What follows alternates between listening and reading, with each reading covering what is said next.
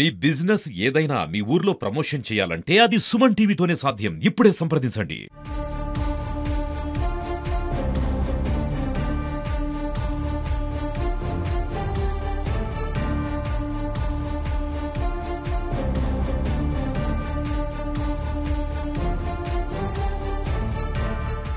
Welcome to Suman TV. కూటమి ప్రభుత్వం ఏర్పడిన తర్వాత తొలిసారిగా డిప్యూటీ సీఎం హోదాలో కొనిదెల పవన్ కళ్యాణ్ గారు మన్యం పర్యటనలో భాగంగా పార్వతీపురం మన్యం జిల్లా సాలూరు నియోజకవర్గం మక్కువ మండలం పనసభద్ర పంచాయతీ బాగుజోల గ్రామానికైతే విచ్చేశారు.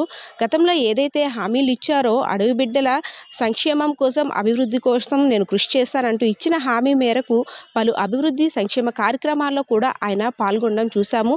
జోరు వర్షాన్ని సైతం లెక్క చేయకుండా అడవి బిడ్డల కష్టాలను కూడా ఆయన తెలుసుకొని బురదలో నడుచుకొని ప్రోగ్రాం అయితే సక్సెస్ఫుల్గా సాగింది. అందరూ కూడా అభిమానులు అందరూ కూడా ఆయన్ని చూడడానికి పెద్ద ఎత్తున హాజరయ్యారు. ఇదంతా ఒక ఎత్తు అయితే నకిలీ ఐపీఎస్గా చలామణి అవుతూ విజయనగరం జిల్లాకి చెందిన బలివాడ సూర్యప్రకాష్ అనే వ్యక్తి నేను ఐపీఎస్ ఆఫీసర్ని అంటూ ఎస్పీ అంటూ అందరితో కూడా కలిగి తిరుగుతూ డిప్యూటీ సీఎం అయినటువంటి కొనిదెల పవన్ కళ్యాణ్ గారి పర్యటనలో కలిగి తిరిగారు.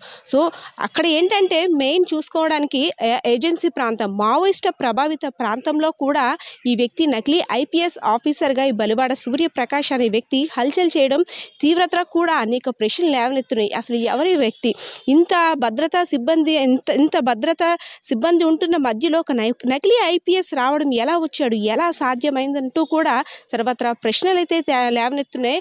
కొద్దిగా చూసుకున్నట్టయితే పార్వతీపురం మన్యం జిల్లా సాలూరు నియోజకవర్గం మక్కువ మండలంలో ఏదైతే బలివాడ సూర్యప్రకాష్ అనే వ్యక్తి నకిలీ ఐపీఎస్ ఆఫీసర్గా హల్చల్ చేస్తూ ప్రోగ్రాం అంతా అయిపోయిన తర్వాత ప్రతి ఒక్కరి దగ్గరికి వెళ్తూ షేక్ హ్యాండ్ ఇస్తూ ప్రోగ్రాం సక్సెస్గా చేశాము, సో మీ అందరికీ అభినందనలు అంటూ కూడా ప్రతి ఒక్కరితోటి కూడా ఫోటోలు దిగారు. సో అటు చూసుకున్నట్టయితే ఫారెస్ట్ అధికారులు, అదేవిధంగా సెంట్రల్ సిబ్బంది, స్టేట్ పోలీసులు అందరూ కూడా ఇంతమంది మధ్య ఒక ఐపీఎస్ ఆఫీసర్ని అంటూ తిరుగుతున్న ఆ నకిలీ వ్యక్తిని మాత్రం కనిపెట్టలేకపోయారనే తెలుసుకోవచ్చు. పార్వతీపురం మన్యం జిల్లాకు సంబంధించిన పోలీసుల వైఫల్యం అయితే మాత్రం ఇందులో స్పష్టమవుతుందనే చెప్పుకోవచ్చు. సో విజయనగరం జిల్లా గరివిడి మండలానికి చెందిన బలివాడ సూర్యప్రకాష్ విజయనగరం జిల్లా ముడిదాం గ్రామం అంబటి వలసలోనైతే నివాసం ఉంటున్నాడు. సో నిన్న ఏదైతే గత 2 రోజులుగా ఆయన పెట్టిన పోస్టులు వైరల్ అవ్వడంతో ఈ అపరిచిత వ్యక్తిని మనం ఎప్పుడూ కూడా చూడలేదంటూ పార్వతీపురం పోలీసులు కూడా నిఘాని ఏర్పాటు చేశారు. సో అనంతరం నిందితుడిని అయితే మాత్రం అదుపులోకి తీసుకున్నారు. శుక్రవారం రాత్ర నిందితుడు పరారీ అవ్వడానికి కూడా ప్రయత్నం చేశాడు.